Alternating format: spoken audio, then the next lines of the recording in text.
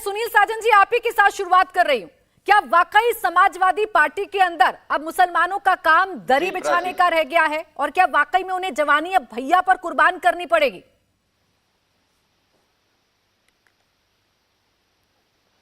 प्राची जी, क्या आपको ऐसा लगता है? और मुझे लगता है कि जो लोग भी राजनीति को थोड़ा बहुत समझते हैं, किसी एजेंडे पे नहीं बात करना चाहते या कोई एजेंडा नहीं चलाना चाहते, तो वो उत्तर प्रदेश में समाजवादी पार्टी की ताकत को महसूस कर रहे हैं।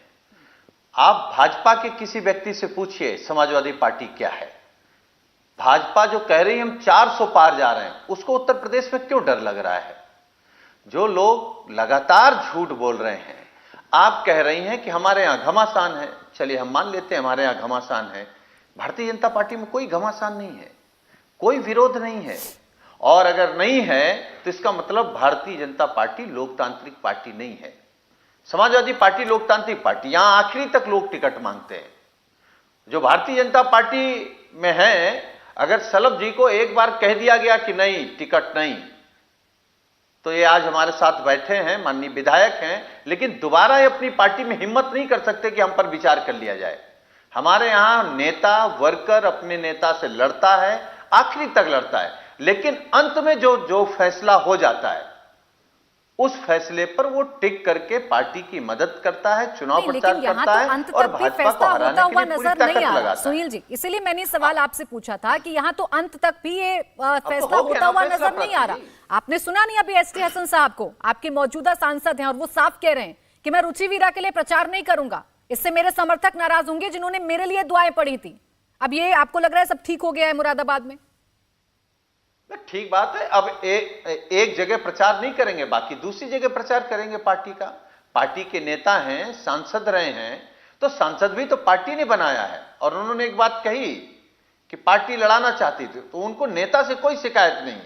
परिस्थितियां हैं राजनीति में, कभी टिकट मिल जाता है, कभी टिकट कट जाता है, लेकिन जो हमारे दल में कुछ सीटों पर बदलाव भी हो रहे हैं, वो माननीय राष्ट्रीय अध्यक्ष जी एक एक सीट की समीक्षा करके कि कैसे किस तरीके से भारतीय जनता पार्टी को एक एक सीट पे हराया जाए, उस पर काम कर रहे हैं। ठीक है, अच्छा, आपके ये पॉइंट को मैं मान लेती हूं। अब आप मुझे बताइए, मुरादाबाद में ऐसी क्या समीक्षा की गई आपकी पार्टी की तरफ से, आपकी पार्टी के राष्ट्रीय अध्यक्ष की तरफ से, कि वो एसटी हसन साहब जो आखिरी वक्त तक ये कह रहे हैं कि मुझे अखिलेश यादव आश्वासन देते रहे कि आप टेंशन मत लीजिए, आप चिंता मत करिए, आप ही चुनाव लड़ेंगे, लेकिन आखिरी वक्त पर देखिए खेल हो गया, उन्हें सिंबल नहीं मिल पाया पार्टी का, रुचि वीरा आपकी ऑफिशियल कैंडिडेट हो गई, ये तो आखिरी वक्त तक तय नहीं कर पा रहे ना, ये कैसी समीक्षा है? जी जी, बोलिए बोलिए। प्राची जी, सभी दलों की अपनी अपनी समीक्षा होती है। अब आप भारतीय जनता पार्टी से पूछेंगे पीलीभीत में कौन सी समीक्षा की कि वरुण गांधी की टिकट काट दी, वो भी तो सिटिंग एमपी है ना, इनके पास कोई जवाब नहीं होगा। और भी कई सिटिंग एमपीओं के टिकट काटने जा रहे हैं, वहां कौन सी समीक्षा की? तो उसी तरीके से समाजवादी पार्टी में समीक्षा हुई है। ये पार्टी का फैसला है, माननीय राष्ट्रीय अध्यक्ष जी का फैसला है, उस पर कोई बहस नहीं है। नहीं, उन्हीं के फैसले का जो भरोसा है वो एसटी हसन साहब भी दे रहे हैं ना, और इसलिए शायद ओवैसी साहब ये कह रहे हैं कि अब मुसलमानों का काम सिर्फ दरी बिछाना रह गया है समाजवादी पार्टी के अंदर, और भैया पर जवानी कुर्बान करने जैसा रह गया है। एसटी हसन को आखिरी वक्त तक आप ये आश्वासन देते रहे, वो 3 बजे तक इस भरोसे में बैठे रहे कि शायद उन्हें लेटर मिल जाएगा, और आखिर में उनके हाथ में मायूसी लगती है।